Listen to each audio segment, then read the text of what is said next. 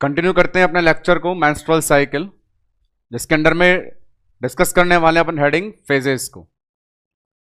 अभी हमने इस साइकिल के अंदर कंप्लीट वर्क करने वाले 5 हार्मोन के इंटरेक्शन को देखा, कैसे वो सभी 5 हार्मोन हमारे प्राइमरी 2 ऑर्गन्स जो इस साइकिल में इन्वॉल्व हैं, ओवेरी और यूट्रस, को मैनेज करते हैं।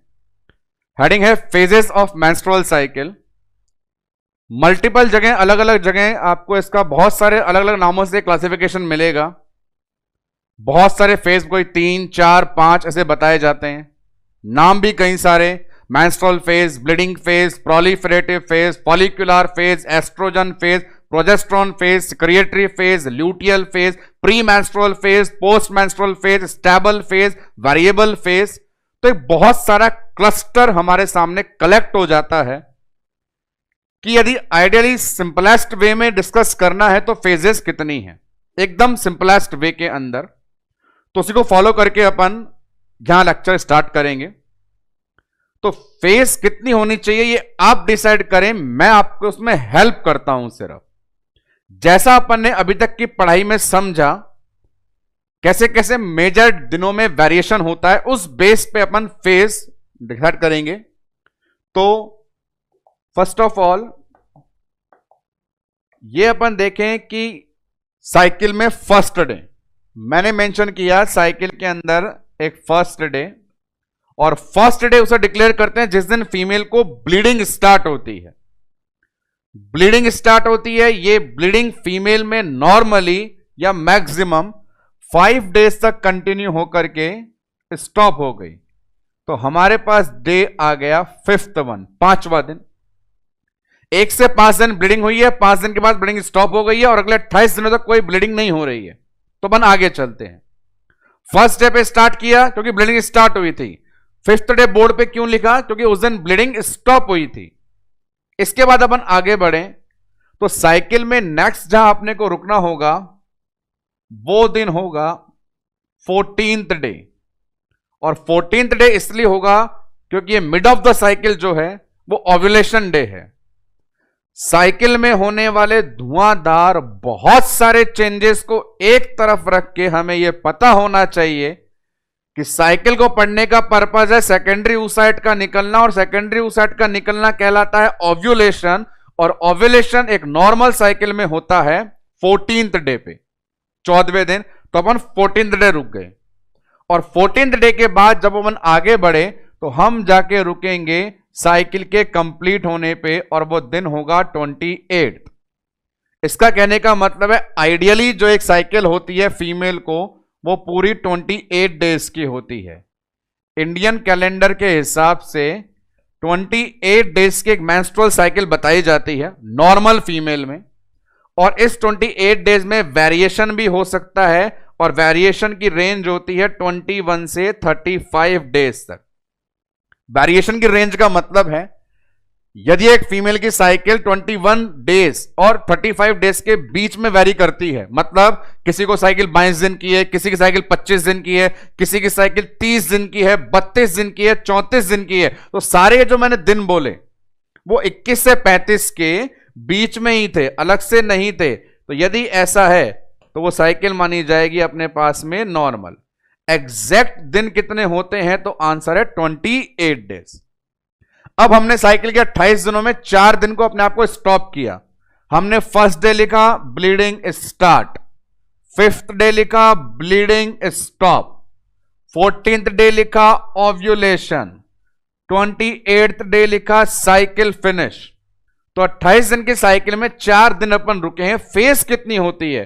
तो इनको इंक्लूड करके देखा जा सकता है कि हमारे पास फेज निकलेगी पहली 1 से 5, दूसरी 5 से 14, तीसरी 14 से 28। तो अब किसी भी प्रकार का दिमाग में डाउट नहीं पालना है, क्योंकि हमारे पास आंसर आ चुका है कि हमारे पास साइकिल में फेज कितनी होती हैं?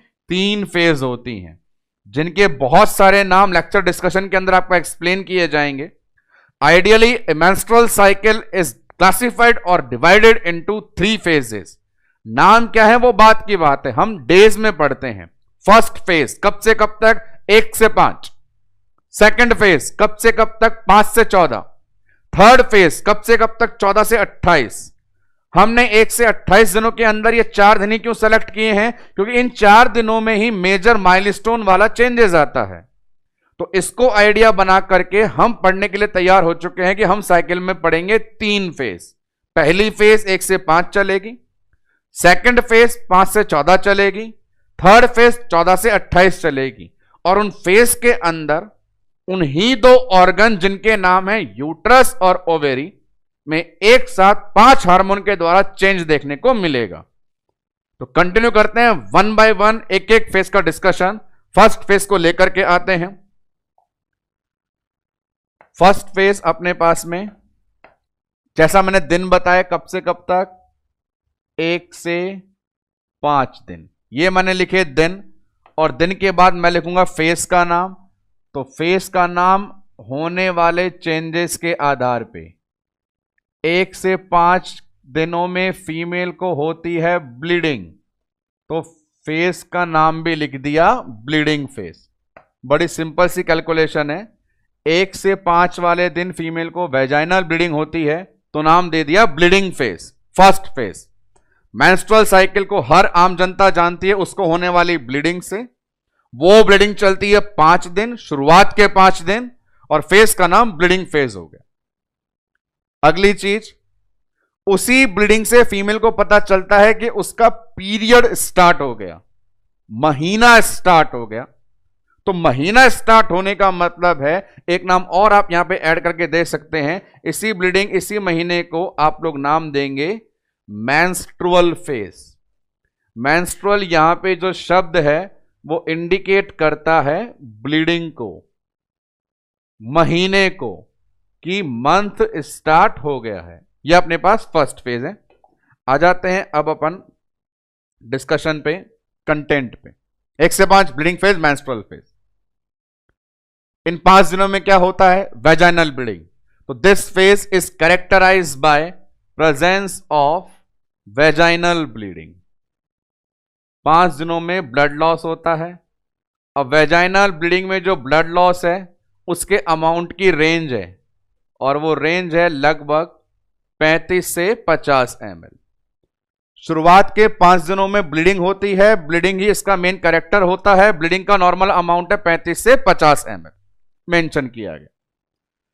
नेक्स्ट वन, बहुत ज्यादा एक्सप्लेन करने की बजाय आप इसके अंदर ऐड करेंगे उस सिस्टम को जो मैंने आपको प्रीवियस लेक्चर के एंड में बताया था, पॉजिटिव सिस्टम और नेगेटिव सिस्टम।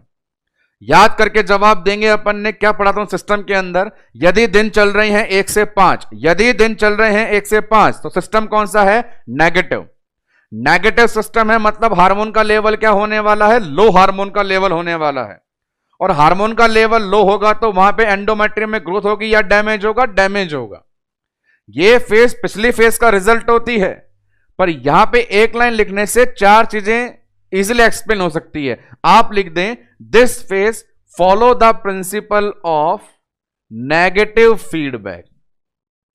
नेगेटिव फीडबैक का मतलब है इस फेज के अंदर एंडोमेट्रियम का डैमेज होगा और इसी के साथ साथ हार्मोन का लेवल लो होगा।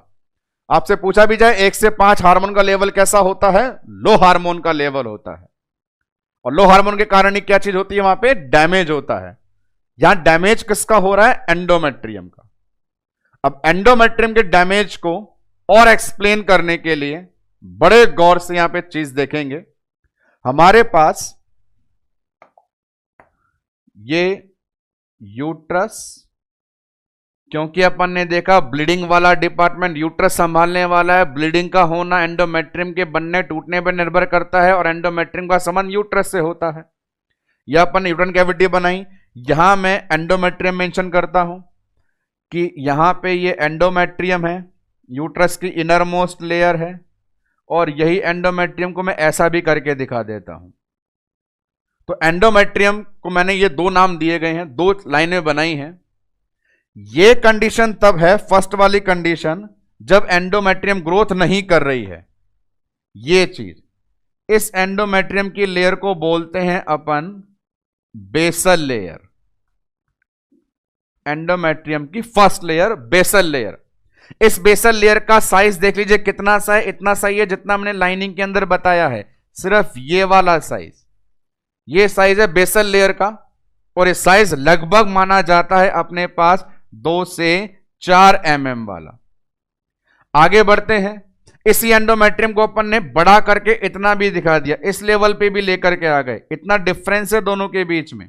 ये वो कंडीशन है जब एंडोमेट्रियम ग्रोथ कर चुकी होती है, और ग्रोथ कर लेती है तो इस सेकंड वन लेयर का नाम अपने पास आ जाता है फंक्शनल लेयर। तो हमारे पास एंडोमेट्रियम की 2 लेयर, और फंक्शनल लेयर वो है जो आकार में बड़ी है, और लगभग इसका आकार हो जाता है 10 से 12 mm। हमारे पास यूट्रस के अंदर एंडोमेट्रियम की 2 लेयर को लेके एक्सप्लेनेशन सामने बोर्ड पे दिया जा रहा है। एक वो लेयर जिसका आकार कम है, जिसने ग्रोथ नहीं करी है, उसका नाम बेसल लेयर। वो बेसल लेयर बहुत ही कम आकार की, 2 से 4 mm की। उसी एंडोमेट्रियम की ग्रोथ करी हुई लेयर जो आकार में बड़ी हो चुकी है, फंक्शनल लेयर, 10 से 12 mm की। ग्रोथ करने के बाद फंक्शनल लेयर, और ग्रोथ नहीं करती है तो बेसल लेयर। ऐसी 2 लेयर पाई जाती है। अब हमें यहां पे दिमाग ये लगाना है कि ये फेज चल रही है फर्स्ट, जहां पे सिस्टम है नेगेटिव, और नेगेटिव सिस्टम है तो वहां पे एंडोमेट्रियम का डैमेज हो रहा है, ग्रोथ नहीं हो रही है। बड़े ध्यान से सुनिएगा, यदि ग्रोथ होती है तो एंडोमेट्रियम में दोनों लेयर दिखाई देती हैं, बेसल लेयर भी दिखाई देगी और फंक्शनल लेयर भी दिखाई देगी। और यदि एंडोमेट्रियम में डैमेज होता है तो डैमेज के दौरान फंक्शनल लेयर निकल करके वेजाइनल ब्लीडिंग के थ्रू बाहर आ जाती है। फंक्शनल लेयर निकल के बाहर आ जाती है, और केवल कौन सी बच जाती है, बेसल लेयर। जब डैमेज होगा तो बेसल लेयर ही दिखेगी, फंक्शनल लेयर वेजाइनल ब्लीडिंग के थ्रू चली जाएगी। जब ग्रोथ होगी तो दोनों बेसल और फंक्शनल लेयर आपको दिखाई देगी।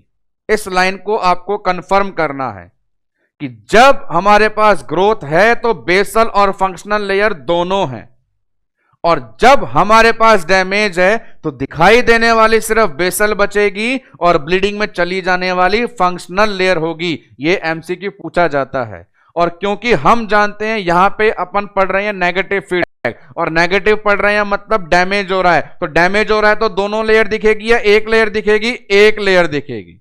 और वो एक लेयर कौन सी दिखेगी, बेसल। कौन सी ब्लीडिंग के थ्रू चली जाएगी, उस लेयर का नाम क्या होगा, फंक्शनल लेयर। ये यहां पे लॉजिक है। इस फेस के अंदर इतना ही एक्सप्लेन किया जाता है। यदि आपको नेगेटिव फीडबैक चीज याद है तो 4 से 5 लाइन का मतलब अपने आप समझ में आएगा कि इस फेस के अंदर हाई हार्मोनल लेवल होता है या लो हार्मोनल लेवल, लो हार्मोनल लेवल। इस फेज में ग्रोथ होगी या डैमेज, डैमेज होगा। डैमेज होगा तो 2 लेयर दिखेगी या एक लेयर दिखेगी। कौन सी लेयर दिखेगी, बेसल। कौन सी नहीं दिखेगी, फंक्शनल लेयर नहीं दिखेगी। ये इसके अंदर पॉइंट रखो। यहां पे मैं ऐड करना चाहता हूं एक बहुत इंपॉर्टेंट चीज को। 1 से 5 के अंदर अपन सिर्फ एक ऑर्गन को एक्सप्लेन कर रहे हैं, यूट्रस को, ओवरी की बात नहीं कर रहे। अब यूट्रस में बात कर रहे हैं सिर्फ एंडोमेट्रियम की। तो प्रीवियस लेक्चर में अपन ने कुछ सीखा था कि ओवरी की बात करोगे तो हार्मोन बताने होते हैं FSH LH, और यूट्रस या एंडोमेट्रियम की बात करोगे तो हार्मोन बताने एस्ट्रोजन और प्रोजेस्टेरोन। तो यहां पे सामने फेज में, ब्लीडिंग फेज में 1 से 5 दिनों में आपको केवल यूट्रस दिखाई दे रहा है, केवल ओवरी दिखाई दे रही है, या दोनों दिखाई दे रहे हैं। आंसर क्या है, केवल यूट्रस। तो केवल यूट्रस दिखाई दे रहे हैं तो हार्मोन भी चर्चा कौन सी करनी है, केवल यूट्रस वाले हार्मोन की। यूट्रस वाले हार्मोन की बात करें तो वो कौन कौन से हैं, एस्ट्रोजन और प्रोजेस्टेरोन। सवाल पूछ लिया जाए एस्ट्रोजन और प्रोजेस्टेरोन हार्मोन का लेवल हाई है या लो, एस्ट्रोजन प्रोजेस्टेरोन का हार्मोन हाई है या लो, तो क्योंकि फीडबैक कौन सा लग रहा है, नेगेटिव, तो एस्ट्रोजन और प्रोजेस्टेरोन का लेवल क्या होगा, लो। एस्ट्रोजन और प्रोजेस्टेरोन एंडोमेट्रियम पे काम करने वाले दोनों हार्मोन का लेवल लो हो गया है, इसीलिए एंडोमेट्रियम डैमेज होकर के वेजाइनल ब्लीडिंग के थ्रू बाहर जा रही है। यह ब्लीडिंग कंपटीशन एग्जाम में इस नाम से भी पूछी गई है, और नाम है विथड्रॉवल ब्लीडिंग। मेंस्ट्रुअल ब्लीडिंग को और क्या कहा जाता है, जवाब देना है, उसे कहा जाता है विड्रावल ब्लीडिंग। अब शब्द विड्रावल का मतलब क्या है? विड्रावल का मतलब होता है चले जाना, छोड़ जाना, कमी हो जाना। विड्रावल ब्लीडिंग, विड्रॉ का मतलब निकाल लिया, चला गया। कौन चला गया? हार्मोन चला गया। कौन सा हार्मोन चला गया? यहां पे काम करने वाला, क्या नाम था उसका? एस्ट्रोजन और प्रोजेस्टेरोन। वो चले गए, इसीलिए क्या हो रही है? ब्लीडिंग हो रही है। यदि वो होते तो क्या होता? ग्रोथ होती। तो यहां पे विड्रावल ब्लीडिंग का रिलेशन है एस्ट्रोजन और प्रोजेस्टेरोन हार्मोन का लेवल कम हो जाना। ये अपने पास समाचार थे फर्स्ट फेज को लेकर के। तो मेंस्ट्रुअल साइकिल के अंदर फर्स्ट फेज कब से कब तक होती है? 1 से 5 तक होती है। उस 1 से 5 में क्या होता है? ब्लीडिंग होती है, तो नाम क्या हो गया? Bleeding phase. उसी से फीमेल को पता चलता है पीरियड स्टार्ट हो गया, तो नाम दे दिया मेंस्ट्रुअल फेज। इस पूरी फेज के अंदर सिर्फ एक ही काम होता है, काम का नाम क्या है? Vaginal bleeding. वेजाइनल ब्लीडिंग हो रही है। उसके अलावा ये पूरी फेज किस पे डिपेंड होती है? नेगेटिव फीडबैक पे डिपेंड होती है। नेगेटिव फीडबैक पे डिपेंड होती है मतलब हार्मोन का लेवल लो है, डैमेज होने वाला है। ये फेज सिर्फ संबंध रखती है यूट्रस से, कोई लेना देना नहीं है ओवेरी का। एंडोमेट्रियम में कितने लेयर होती है? 2 लेयर होती है। एक लेयर कौन सी? बेसल। एक कौन सी होती है? फंक्शनल। यदि ग्रोथ करेंगी तो दोनों दिखेंगे, डैमेज होगा तो सिर्फ एक दिखेगी। एक कौन सी दिखेगी? बेसल। कौन सी नहीं दिखेगी? फंक्शनल। फंक्शनल क्यों नहीं दिख रही? वो चली गई, कहां चली गई? वेजाइनल ब्लीडिंग के थ्रू चली गई। ये सारा काम हो रहा है मतलब हार्मोन का लेवल हाई है या लो? लो है। हार्मोन शरीर में है या चला गया? चला गया। चला गया के लिए क्या शब्द यूज ले लिया? Withdrawal bleeding. तो ये अपने पास फर्स्ट फेज। फर्स्ट फेज के बाद में बहुत सारी इंफॉर्मेशन आपको देके जाएगी सेकंड फेज। आते हैं सेकंड फेज पे। सेकंड फेज के लिए अपन सेलेक्ट करें हमारे दिन। तो दिन कौन से थे हमारे पास? 5 to 14 डेज, 5 से 14, सॉरी हाँ 5 to 14 डेज अपने पास होने वाले हैं सेकंड फेज के लिए। दिमाग लगाएं उसी पॉजिटिव और नेगेटिव एस्पेक्ट को लेकर के। नेगेटिव सिस्टम खत्म हो गया, 1 से 5 तक का ही होता है। नेगेटिव फीडबैक खत्म हो चुका है, 1 से 5 तक का ही होता है। मतलब अब यहां पे सिस्टम कौन सा आएगा? पॉजिटिव। पॉजिटिव सिस्टम आएगा। और पॉजिटिव में सिस्टम का नाम होता है हार्मोन का लेवल क्या होगा? हाई।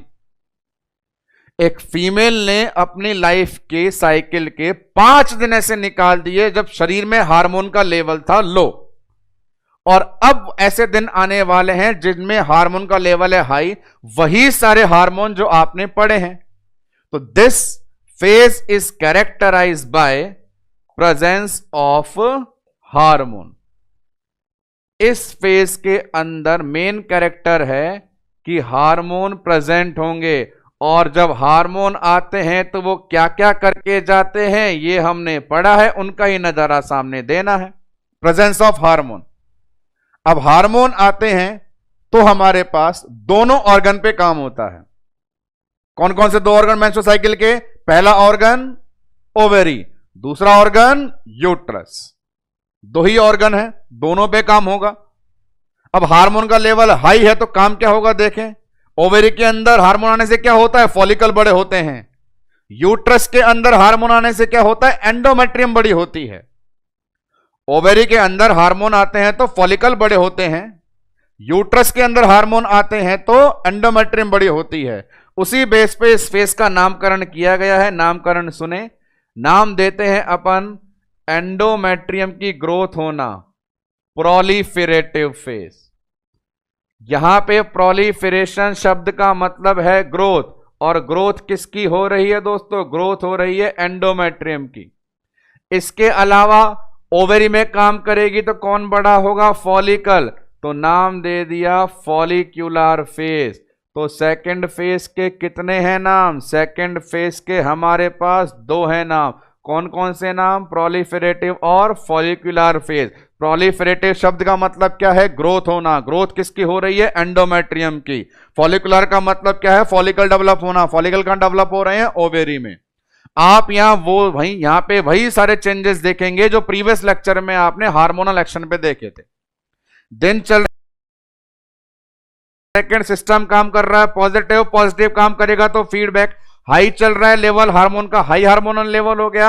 हाई हार्मोनल लेवल हो गया तो वही 5 हार्मोन जो आपको गिनाए गए थे, GnRH, FSH, LH, estrogen, progesterone, ये सारे हार्मोन आते हैं, काम करते हैं 2 ऑर्गन पे। 2 ऑर्गन का नाम है, पहले का नाम यूट्रस, दूसरे का नाम ओवेरी। यूट्रस पे हार्मोन काम करते हैं तो ग्रोथ होती है एंडोमेट्रियम की, ओवरी में काम करते हैं तो ग्रोथ होती है फॉलिकल की। फॉलिकल बड़ा होगा तो फेज का नाम फॉलिकुलर फेज, एंडोमेट्रियम ग्रोथ करेगी तो फेज का नाम proliferative phase. Step by step बताते जाएं क्या क्या होने वाला है। 5 हार्मोन में सबसे पहले आने वाले हार्मोन का नाम क्या था? जीएनआरएच। तो जीएनआरएच आकर के काम कर पाया था तो क्या? याद करके बताइए मेरे दोस्तों, जीएनआरएच जाके काम करने के लिए किसको बोलता है? गोनेड्स को। यहां फीमेल है तो गोनेड्स कौन है? ओवरी। क्या जीएनआरएच के आने पे ओवरी ने काम करना शुरू कर दिया था? नहीं किया था। ओवरी ने क्या कहा था? किसको बुला के लाओ? एफएसएच को। तो जीएनआरएच के बाद में तुरंत अपने पास दूसरा कौन आने वाला था? एफएसएच। बिल्कुल ये आया था, हमने पढ़ा था। ये एफएसएच हार्मोन निकलता कहां से है? पिट्यूटरी से। काम क्या करता है? फॉलिकल पे। फॉलिकल पे क्या काम करता है? मैच्योर करता है, बड़ा करता है। जब तक एफएसएच नहीं आता हमारे फॉलिकल कैसे होते थे? इमैच्योर होते थे।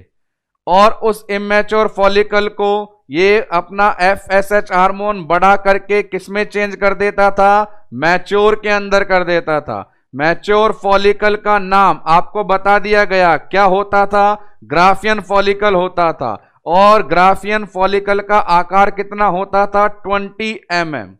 ये आपने डिस्कस किया है। इसी फेज के अंदर एफएसएच हार्मोन आया। एफएसएच हार्मोन ने फॉलिकल को मैच्योर कर दिया। मैच्योर फॉलिकल का नाम ग्राफियन फॉलिकल रख दिया गया। ये चीज हुई। यहीं रिलेट करें और याद करें, ये जितने भी अपने पास फॉलिकल्स होते हैं, इन फॉलिकल के अंदर डायग्रामेटिक प्रेजेंटेशन दिया जा चुका है। कौन सा हार्मोन निकलता था? एस्ट्रोजन। ये फॉलिकल कौन सा हार्मोन निकालता था? Estrogen hormone. और एस्ट्रोजन हार्मोन आपको पता होना चाहिए कहां काम करता है, सिखा दिया है मैंने। एस्ट्रोजन काम करता है एंडोमेट्रियम पे। एस्ट्रोजन काम करता है एंडोमेट्रियम पे। एंडोमेट्रियम को आपने देखा, जब एस्ट्रोजन हार्मोन आएगा तो एंडोमेट्रियम क्या करेगी? ग्रोथ करेगी। आपने अभी सीखा जब ग्रोथ करती है तो एंडोमेट्रियम में कितनी लेयर दिखाई देती है? 2 लेयर दिखाई देती है। जब ग्रोथ नहीं करती, डैमेज करती है तो कितनी दिखाई देती है? 1 दिखाई देती है। फिलहाल यहां पे ये जो एस्ट्रोजन है जाकर के ग्रोथ करवाएगा किसकी? एंडोमेट्रियम की।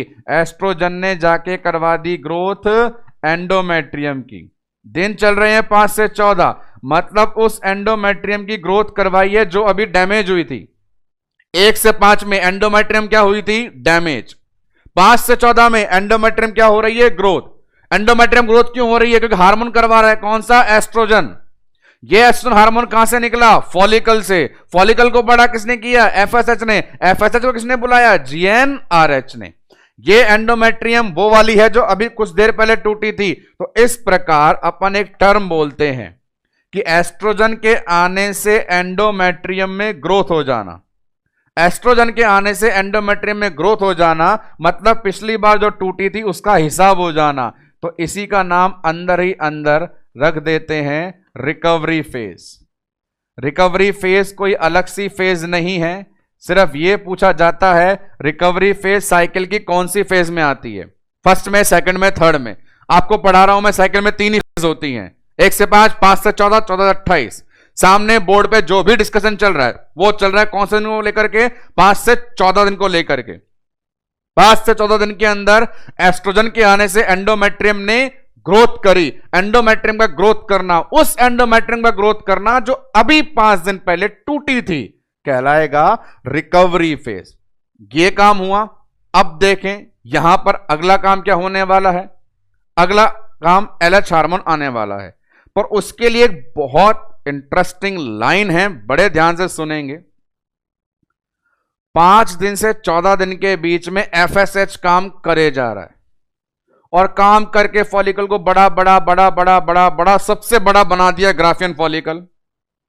और जितना बड़ा बड़ा बड़ा फॉलिकल होता जाएगा, मैंने सिखाया था, जितना बड़ा फॉलिकल उतना ज्यादा हार्मोन, जितना छोटा फॉलिकल उतना कम हार्मोन।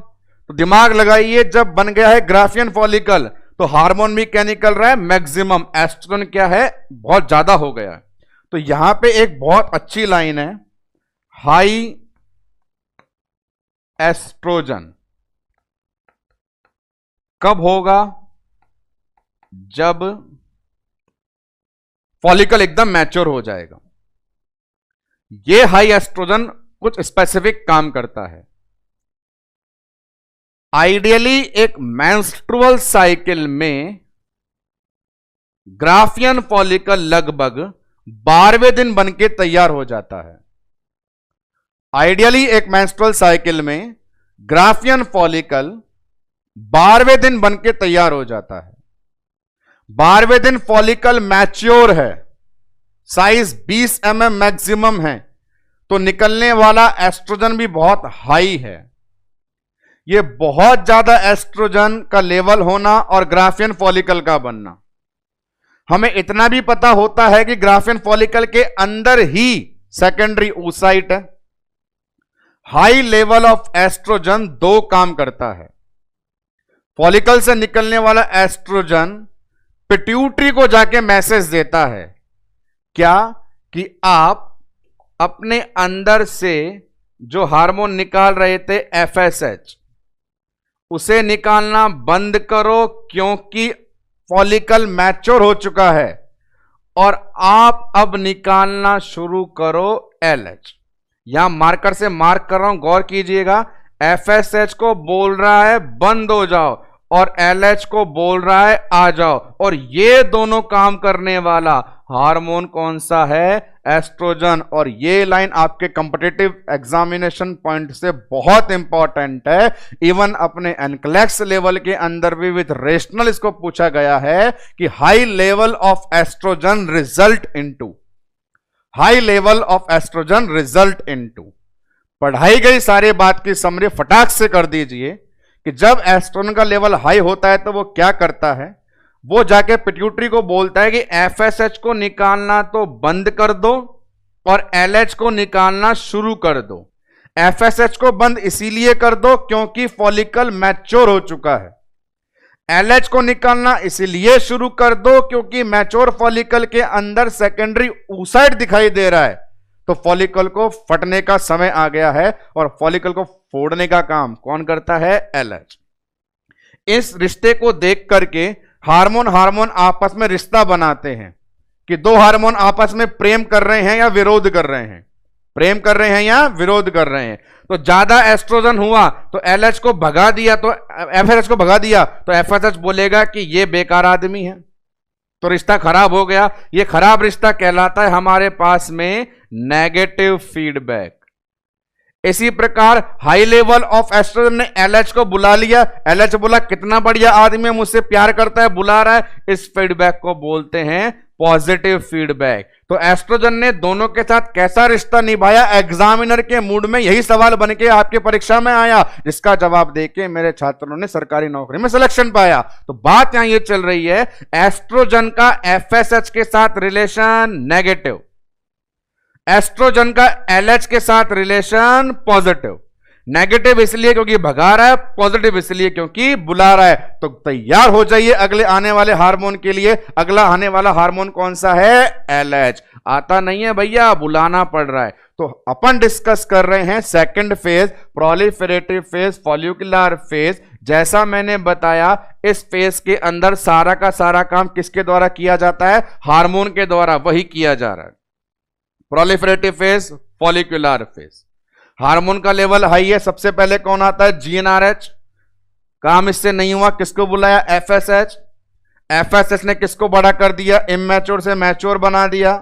मैच्योर फॉलिकल का नाम क्या था? ग्राफियन फॉलिकल था। जितना बड़ा फॉलिकल होता है उतना ज्यादा कौन निकलता है? एस्ट्रोजन निकलता है। इस एस्ट्रोजन ने किसकी ग्रोथ करवा दी? एंडोमेट्रियम की करवा दी। एंडोमेट्रियम की ग्रोथ होना क्या कहलाता है? रिकवरी फेज कहलाता है। यहां पे कंडीशन आ चुकी है, लगभग दिन आ गया है 12वां, 14वां नहीं आया, वेट करना पड़ेगा, इंतजार कीजिए। फीमेल भी करती है, आप भी कीजिए। दिन आया है 12वां। 12वें दिन कौन बन गया? Graafian follicle. ग्राफियन फॉलिकल मतलब मैच्योर या इमैच्योर? मैच्योर बन गया। ग्राफियन फॉलिकल मैच्योर है तो एस्ट्रोजन का लेवल भी क्या हो गया? हाई हो गया। और जब भी एस्ट्रोजन का लेवल हाई होता है तो कितने कांड होते हैं? जो बोर्ड पे दिख रहा है वो होता है। जैसे ही एस्ट्रोजन का लेवल हाई होता है वो दो तमाशे करता है। पहला तमाशा, FSH को बोलता है भाग जाओ, LH को बोलता है आ जाओ। और ये रिलेशन डिसाइड करता है कि हार्मोन का इंटरेक्शन आपस में कैसा है। एस्ट्रोजन और FSH का नेगेटिव, एस्ट्रोजन और LH का पॉजिटिव। तो 12वें दिन भेजी गई सूचना से आने वाले समाचार देखिए। अब नेक्स्ट मन में क्या होने वाला है? अब हमारे पास LH हार्मोन आने वाला है। LH हार्मोन का आना कहलाता है LH सर्ज। बोर्ड पे एक नाम लिखा है मैंने, LH सर्ज। LH सर्ज क्या है? LH सर्ज का मतलब है ओवुलेशन कराने के लिए LH हार्मोन का फीमेल की बॉडी में आ जाना। ओवुलेशन करवाने के लिए LH हार्मोन का फीमेल की बॉडी में आ जाना। LH हार्मोन अपने आप आ रहा है या बुलाया जा रहा है? बुलाया जा रहा है। किसके द्वारा बुलाया जा रहा है? एस्ट्रोजन के द्वारा बुलाया जा रहा है।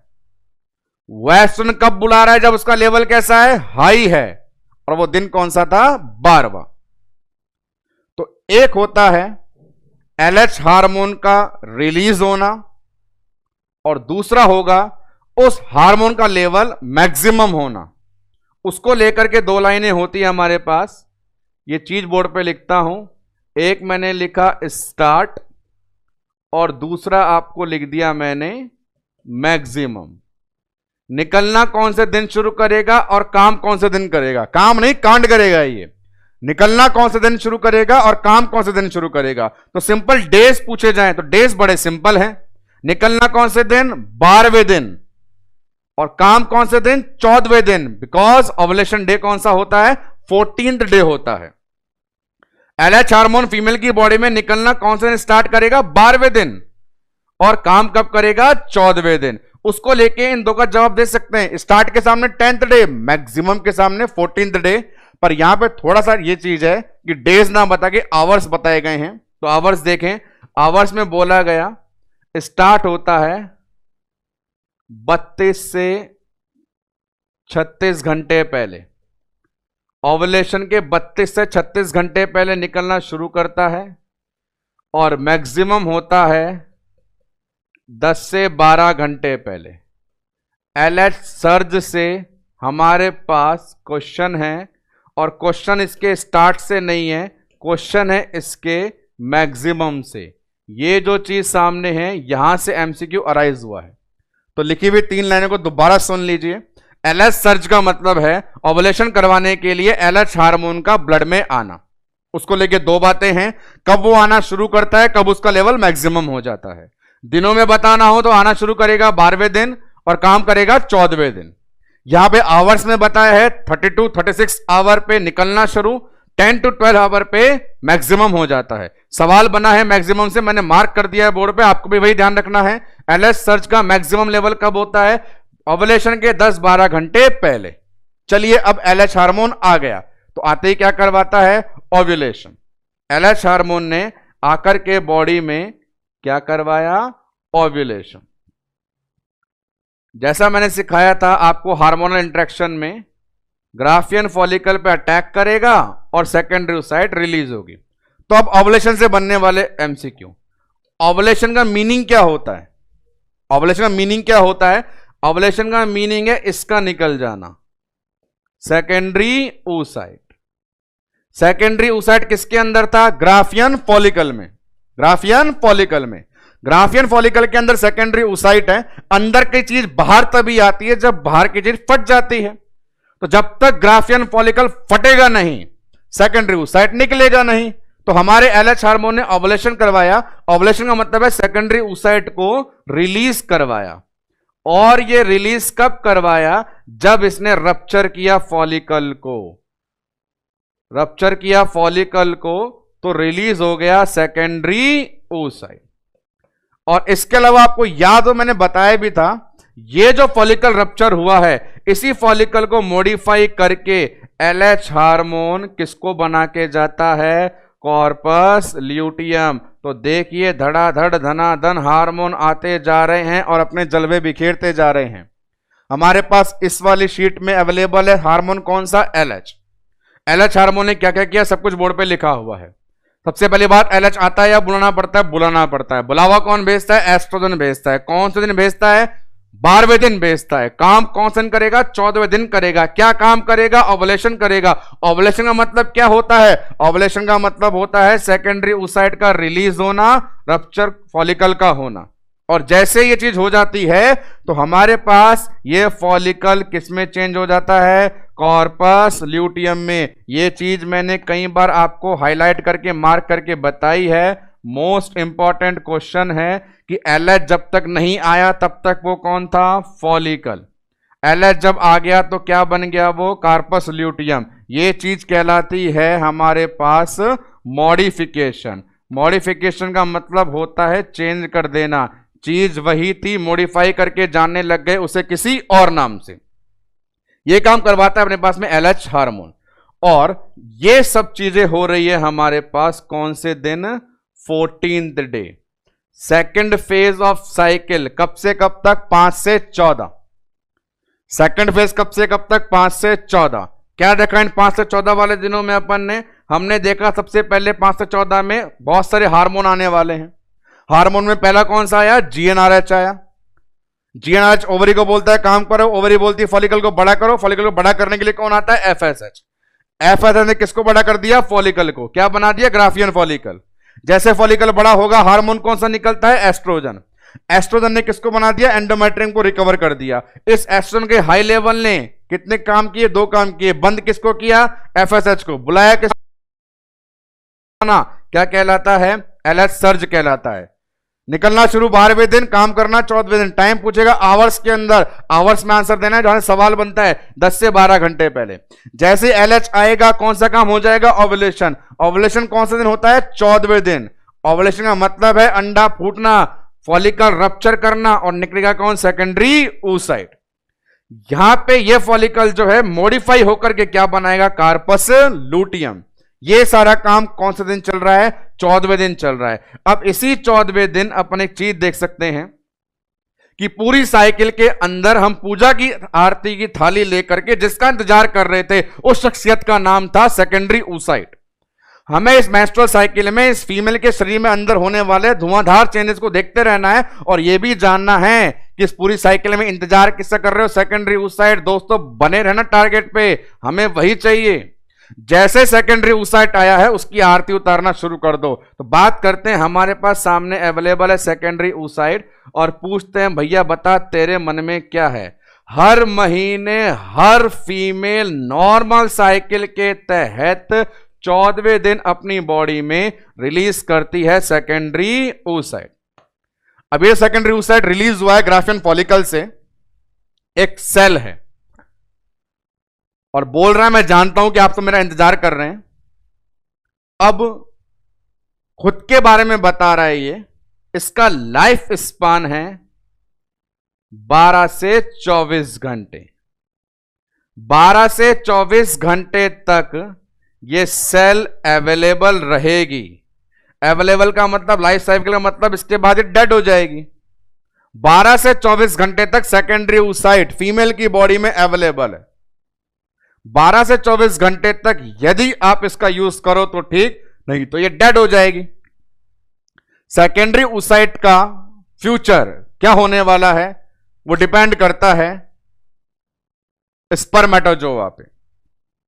सिंपल सा लॉजिक है, दिमाग को शांत रख के भी सोचें। रिप्रोडक्शन पॉइंट ऑफ व्यू से डेज गिनना बड़ा इंपॉर्टेंट है। ये दिन गिनना बहुत जरूरी है। गर्भवती होने से पहले और गर्भवती होने के बाद बेचारा पुरुष दिन गिनने के अलावा कुछ काम करता ही नहीं है। जो कपल फैमिली प्लानिंग करते हैं, फैमिली प्लानिंग, तो वह कैलेंडर को लेकर के बैठते हैं। कैलेंडर इंग्लिश वाला नहीं, उस फीमेल की साइकिल वाला, जिससे वो पता लगा सके ओवुलेशन डे कौन सा है। साइकिल नॉर्मल होती है तो सब जने जानते हैं डे है अपने पास 14। यदि प्रेगनेंसी अचीव करनी है, यदि प्रेगनेंसी अचीव करनी है तो सेक्सुअल इंटरकॉर्स फ्रीक्वेंसी उसी डेज के आसपास इंक्रीज की जाती है। और यदि प्रेगनेंसी अवॉइड करनी है तो उन दिनों को कहा जाता है रिस्क डेज। बिल्कुल साइकिल में बात करें, यदि प्रेगनेंसी अवॉइड करनी है तो कब सेक्सुअल इंटरकॉर्स करना चाहिए? तो 1 से 5 दिन ब्लीडिंग डेज है, ना ना ना।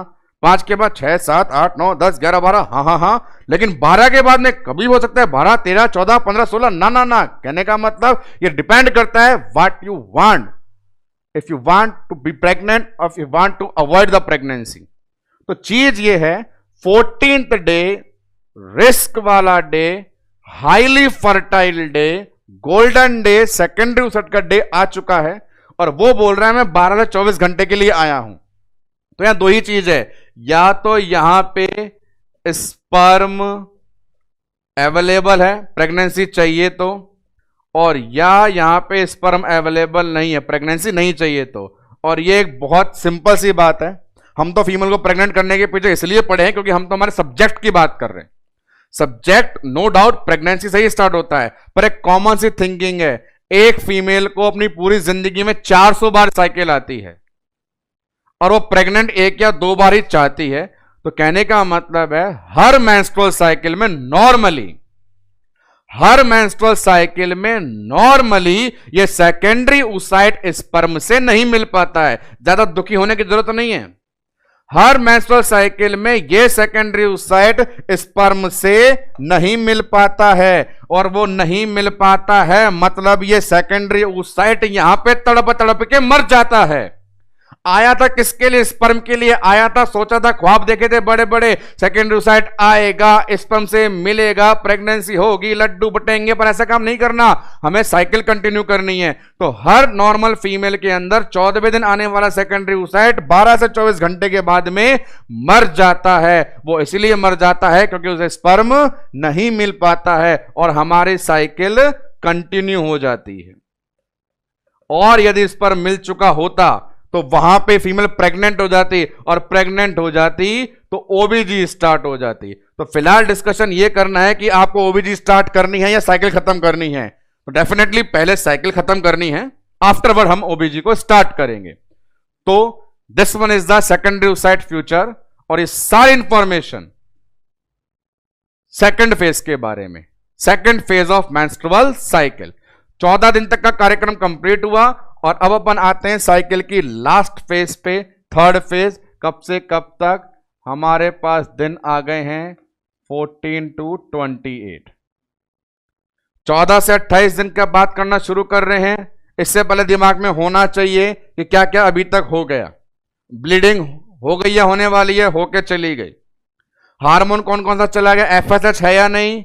एफएसएच नहीं है। क्यों? भगा दिया था। किसने भगा दिया था? एस्ट्रोजन ने। आगे बात करें, एस्ट्रोजन है या नहीं? तो एस्ट्रोजन कहां से निकलता था? फॉलिकल से। पर फॉलिकल को डैमेज करके क्या बना दिया? कार्पस ल्यूटियम, तो शायद कम मात्रा में है। बात करें एलएच है या नहीं? एलएच हार्मोन था, अपना काम किया और चला गया। एलएच को क्या काम करना था? एक ओवुलेशन करना था और दूसरा कार्पस ल्यूटियम बनाना था। तो दिमाग में पहले प्रिपेयर रहें कि हमारे पास है क्या इन बचे हुए 14 से 28 दिनों में, ताकि अपन आगे डिस्कस कर पाए। तो 14 से 28 दिनों में हमारे पास जो अवेलेबल है उस स्ट्रक्चर का नाम है कॉर्पस ल्यूटियम।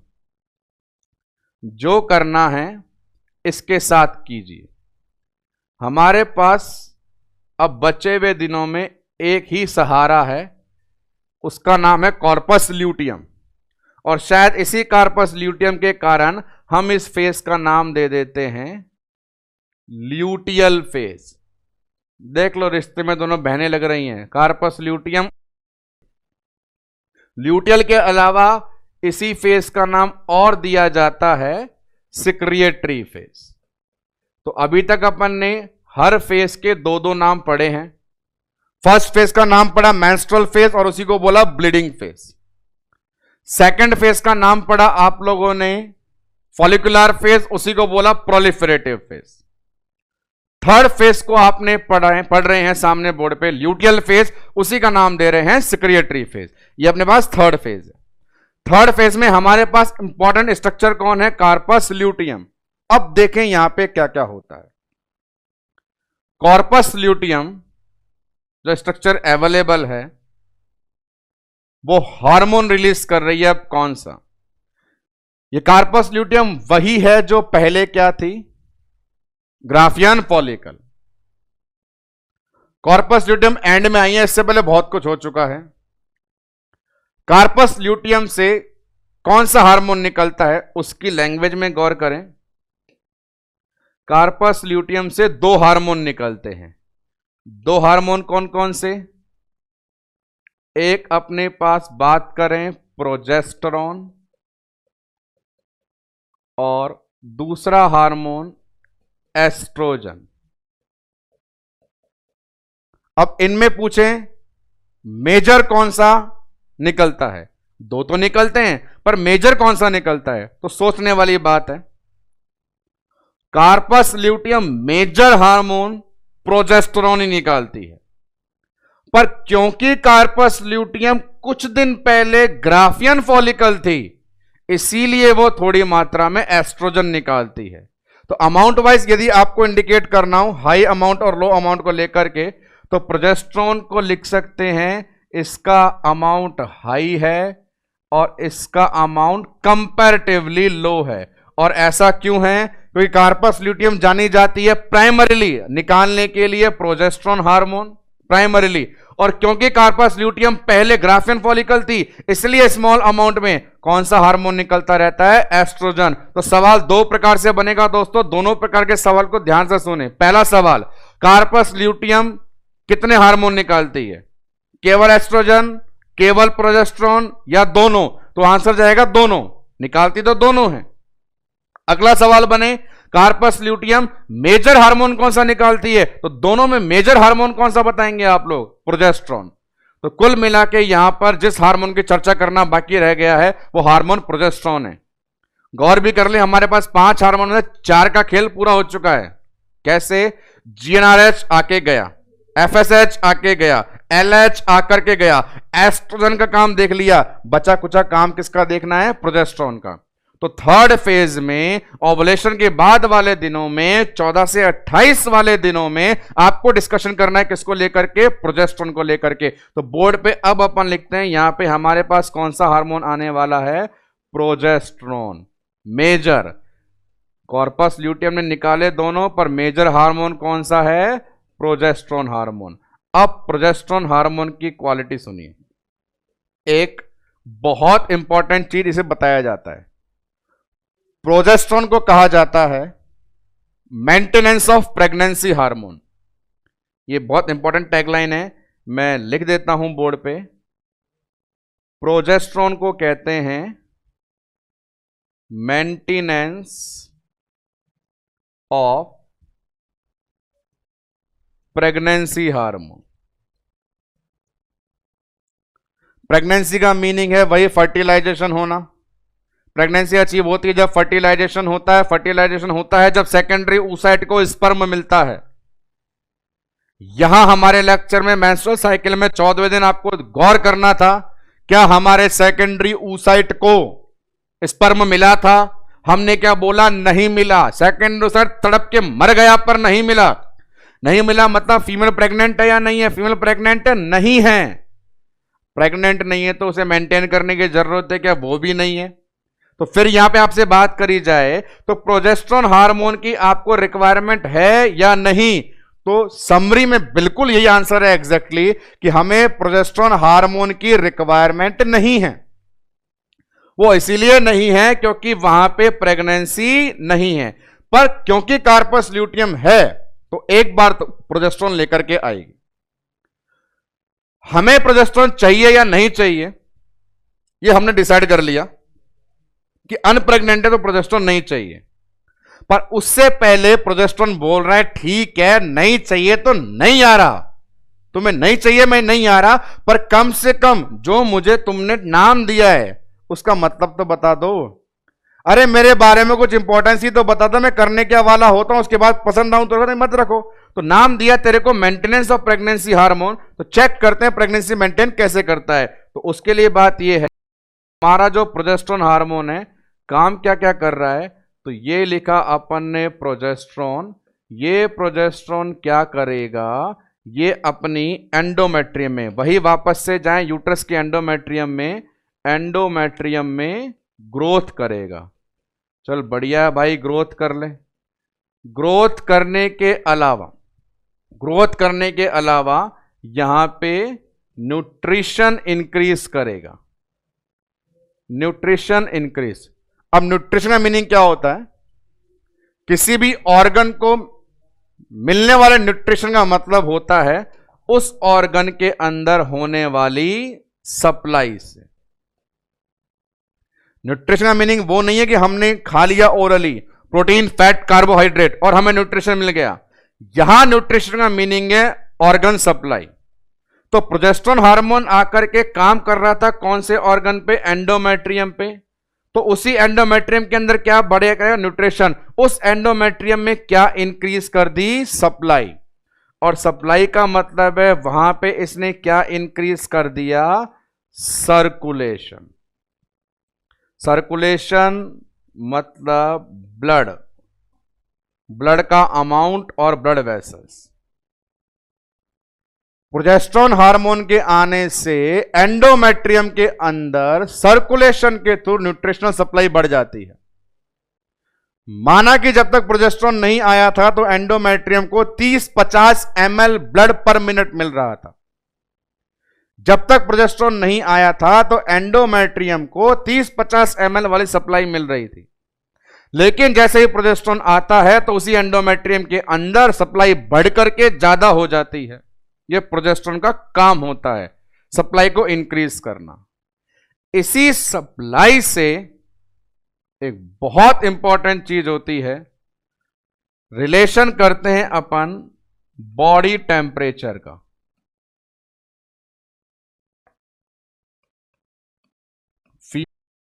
Temperature change. तो यहां देखिए मेंस्ट्रुअल साइकिल में टेम्परेचर चेंजेस के लिए बहुत सारी बातें कही जाती है।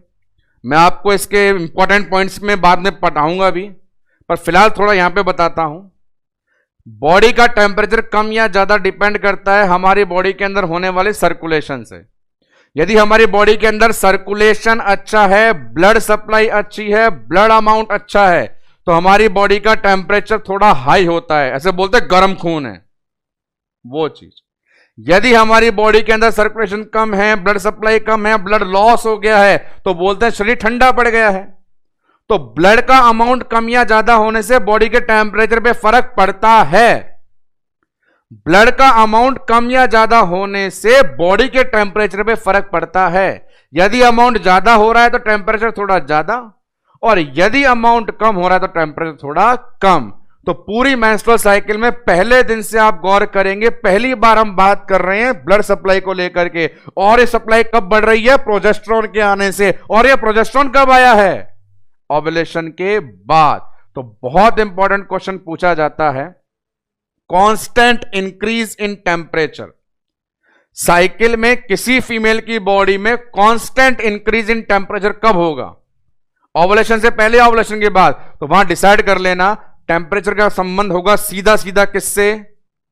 सर्कुलेशन से। और सर्कुलेशन को इंक्रीज करने वाला हार्मोन कौन सा होता है? प्रोजेस्टेरोन। और वो प्रोजेस्टेरोन कब आता है? ओव्यूलेशन के बाद।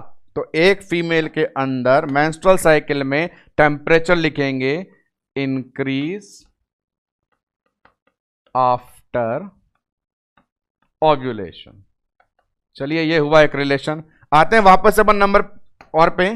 प्रोजेस्टेरोन का कैरेक्टर बता रहे हैं। हमें प्रोजेस्टेरोन चाहिए नहीं चाहिए? नहीं चाहिए। क्यों नहीं चाहिए? प्रेगनेंसी नहीं है। पर अपन क्या पढ़ रहे हैं यहां पे? प्रोजेस्टेरोन के फंक्शन। पहला क्या बताया? एंडोमेट्रियम की ग्रोथ। फिर क्या बता रहे हैं? सप्लाई बढ़ाना। तीसरा बता रहे हैं कॉन्ट्रैक्शन इनहिबिशन,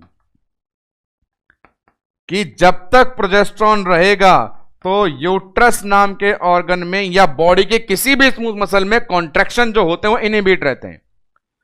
प्रोजेस्टेरोन काम करने वाला है यूट्रस पे ही, और यूट्रस एक मस्कुलर ऑर्गन है जो क्या कर सकता है? कॉन्ट्रैक्शन करता भी है।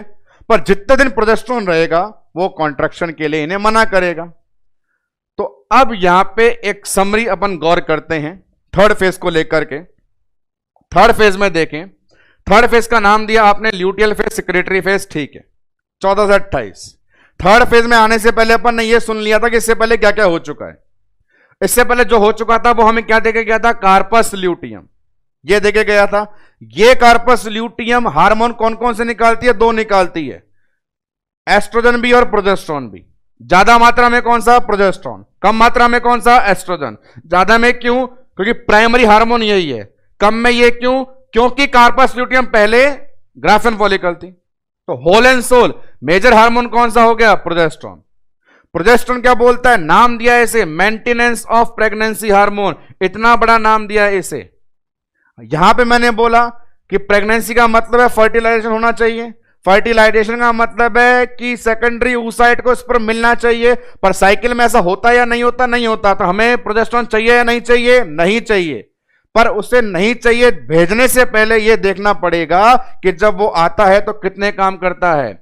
जब प्रोजेस्टेरोन 14 से 28 दिन आता है तो एंडोमेट्रियम में ग्रोथ करता है, एंडोमेट्रियम में सप्लाई बढ़ाता है, यूट्रस के कॉन्ट्रैक्शन रोक के रखता है। सप्लाई बढ़ने का मतलब है सर्कुलेशन बढ़ना, सर्कुलेशन बढ़ने का मतलब है टेम्परेचर बढ़ना, और टेम्परेचर कब बढ़ता है, ओवुलेशन के बाद बढ़ता है।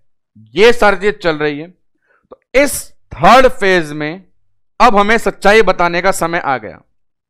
प्रोजेस्टेरोन अपने बारे में इंप्रेशन झाड़ रहा था कि मैं जब आता हूं तो फीमेल प्रेगनेंसी मेंटेन हो जाती है, एंडोमेट्रियम ग्रोथ करती है, एंडोमेट्रियम के अंदर ब्लड सर्कुलेशन इंक्रीज होता है, ब्लड का अमाउंट बढ़ जाता है, यूट्रस में कॉन्ट्रैक्शन नहीं आते हैं। कुल मिला के मैं ऐसा माहौल तैयार कर देता हूं जिससे वहां पे एम्ब्रियो सर्वाइव कर सके, एम्ब्रियो सर्वाइव कर सके। इस प्रोजेस्टेरोन ने क्या कर दिया, हमारी पूरी की पूरी यूट्रस को प्रिपेयर कर दिया, यूट्रस को प्रिपेयर कर दिया किसके लिए, एम्ब्रियो के लिए।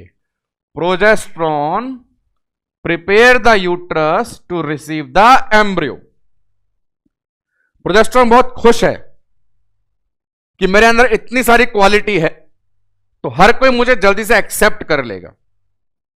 प्रोजेस्टेरोन के अपने ये विचार हैं, लेकिन साइकिल प्रोजेस्टेरोन को उसकी असली औकात दिखाने जा रही है। असली औकात यह दिखाई कि साइकिल ने एक बार बोला, प्यारे बंधु कंडीशन है ये, जो सपने देख रहे थे लाला आएगा लाली आएगी, ऐसा कुछ नहीं है, कंडीशन है ये अनफर्टिलाइज।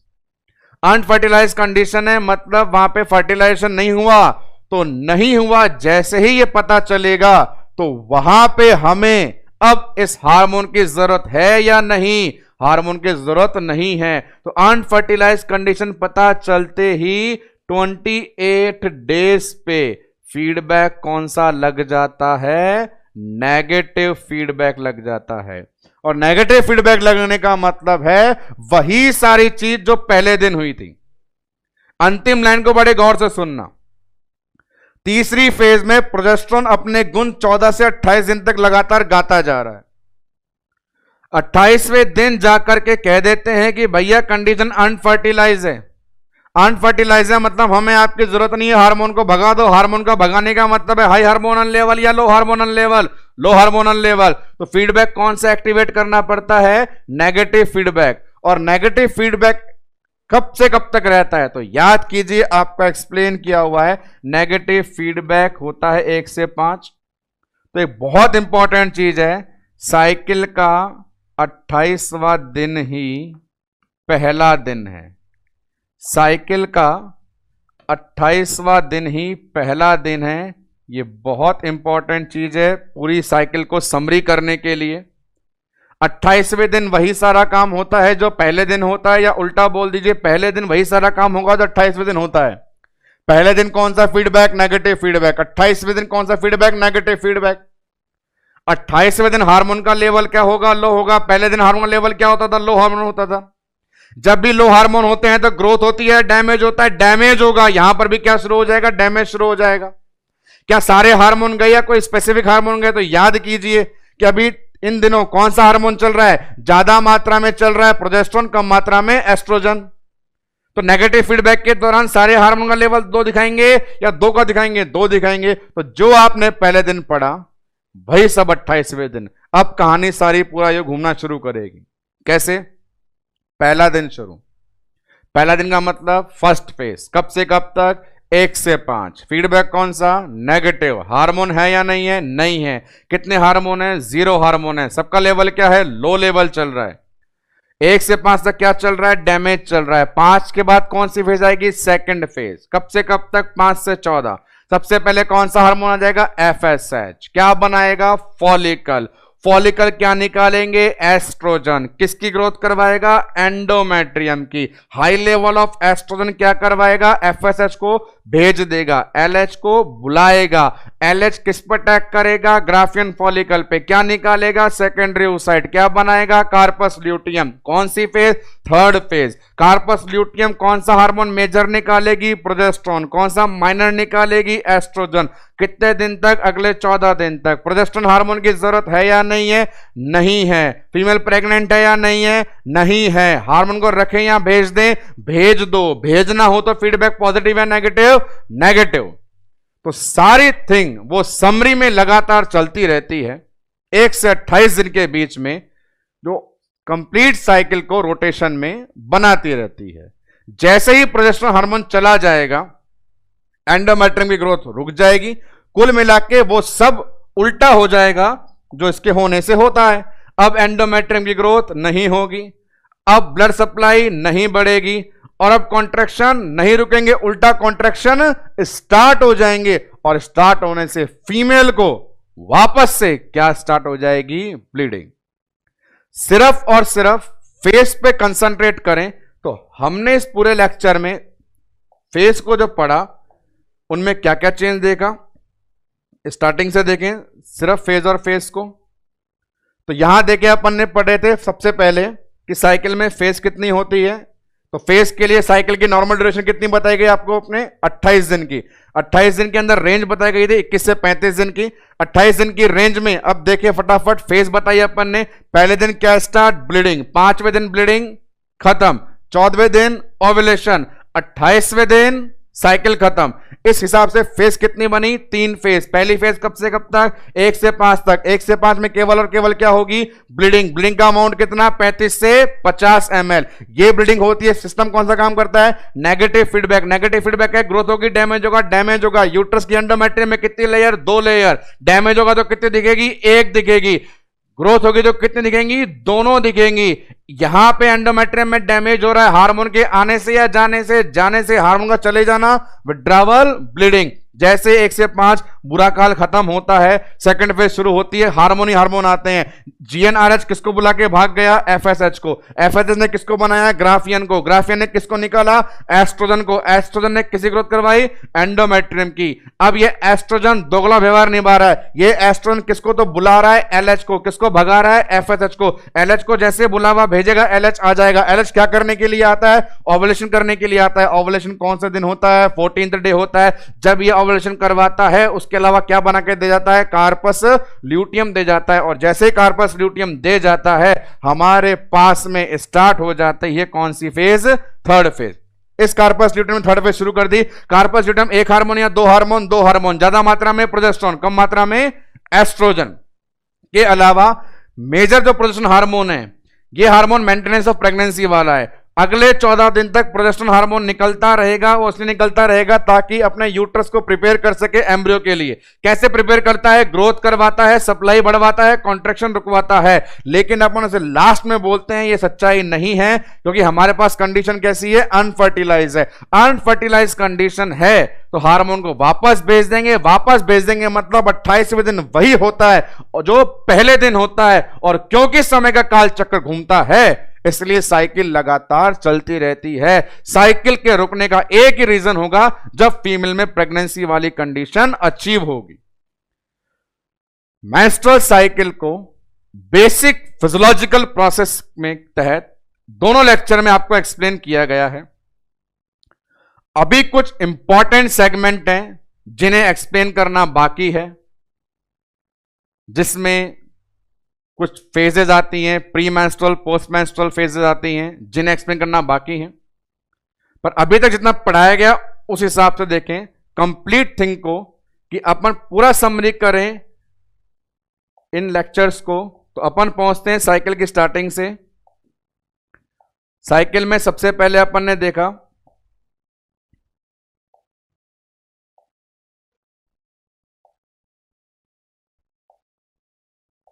साइकिल के चलने का पर्पस क्या होता है, ओव्यूलेशन। ओव्यूलेशन किसे कहते हैं, सेकेंडरी oocyte का निकलना। साइकिल कितने ऑर्गन पे अटैक करती है, 2 पे, यूट्रस पे और ओवरी पे। यूट्रस में छड़ेगी एंडोमेट्रियम को, होगी ब्लीडिंग। ओवरी में छड़ेगी फॉलिकल को, निकलेगा अंडा। नाम क्या दे दिया, ovulation. After that hormonal action देखा, हार्मोन कितने हैं 5, नाम लिखे हुए हैं, जीएनआरएच, एफएसएच, एलएच, एस्ट्रोजन और प्रोजेस्टेरोन। सभी हार्मोन के अपने आने का लॉजिक और करने वाला फंक्शन वन बाय वन अपन ने यहां पर डिस्कस किया। नेक्स्ट वन, पर्टिकुलर ओवरी पे वर्क और कंट्रोल करने वाले हार्मोन है एफएसएच, एलएच, और पर्टिकुलर यूट्रस पे कंट्रोल करने वाले हार्मोन है एस्ट्रोजन और प्रोजेस्टेरोन। फीडबैक बड़े इंपॉर्टेंट थे, ब्लीडिंग वाले दिन और बिना ब्लीडिंग वाले दिन। ब्लीडिंग वाले दिन 1 से 5, बिना ब्लीडिंग बाकी बचे हुए सारे। जहां ब्लीडिंग है वहां नेगेटिव और लो हार्मोन, जहां ब्लीडिंग नहीं है वहां पॉजिटिव और हाई हार्मोन। उसके बाद अपन डिस्कस करी वो सारी फेज जो आज के लेक्चर में आपने देखा पूरा समरी करके, और लास्ट में 28 डेज अपन वहां पहुंच गए जिसे अपन ने फर्स्ट डे कहा था। एक चीज और बताऊं, एक बड़ी छोटी सी सिचुएशन है कि प्रेगनेंसी में से नाम साइकिल में नाम ले जाते हैं, ये लिखे अपन ने साइकिल, टोटल डेज कितने हैं इसके अंदर 28। तो 28 का मीनिंग में अपन यहां पे हाफ डिवाइड करते हैं, फर्स्ट हाफ, और यहां लिखता हूं मैं यहां पे सेकंड हाफ। फर्स्ट हाफ और सेकंड हाफ, सिंपल सी कैलकुलेशन है, 28 इनको डिवाइड करना है अपने को। तो फर्स्ट हाफ का मतलब है शुरुआत के 14 दिन, और सेकंड हाफ का मतलब है हमारे पास बचे हुए 14 डे। फर्स्ट हाफ और सेकंड हाफ, फर्स्ट हाफ का मतलब है 1 से 14, सेकंड हाफ का मीनिंग है 14 से लेकर के पूरा 28 दिन तक, ये 2 हाफ होते हैं। कार्पस ल्यूटियम को लेकर के एक अलग सी सिचुएशन है जो एक्सप्लेन की जाती है, जिसे अपन नेक्स्ट मंथ 3rd लेक्चर के अंदर इंक्लूड करेंगे, और उसी लेक्चर के अंदर अपन उन प्रैक्टिस क्वेश्चंस की समराइज आंसर भी आपको अवेलेबल करवाएंगे जो स्टार्टिंग में आपसे पूछी गई थी। इन दोनों लेक्चर में साइकिल में बेसिक फिजियोलॉजिकल प्रोसेस को पूरी तरह एक्सप्लेन करने की कोशिश की गई है। नेक्स्ट वन और लास्ट लेक्चर के अंदर हम फोकस करेंगे इतना जानने के बाद बनने वाले सभी एमसीक्यू की लिस्ट। उन एमसीक्यूज में वो क्वेश्चन भी इंक्लूड होंगे जो आपके प्रैक्टिस सेशन में इंक्लूड किए गए, और वो क्वेश्चन भी इंक्लूड होंगे जो इतना समझने के बाद बनते हैं। अभी इन 2 लेक्चर की मदद से सिर्फ और सिर्फ कहानी को आप दिमाग में दौड़ाते रहें, दिन गिनते रहें, पहले दिन ये, 5वें दिन ये, 10वें दिन ये, 12वें दिन ये, और फिर लास्ट में जाकर के पूरी कॉम्पिटिटिव एग्जाम्स के अंदर जो पूरी लिस्ट आती है एमसीक्यूज की, उनको लेकर के 3rd लेक्चर डिस्कस होगा। 3rd लेक्चर फाइनल लेक्चर होगा मेंस्ट्रुअल साइकिल के लिए, जो समरी आपको देके जाएगा। अभी इन 2 लेक्चर के साथ आप पूरा डिस्कशन दिमाग में रखें, और तीसरा लेक्चर जो पूरे टॉपिक का समरी है उसके लिए थोड़ा वेट करें। अभी के लिए इतना ही, धन्यवाद।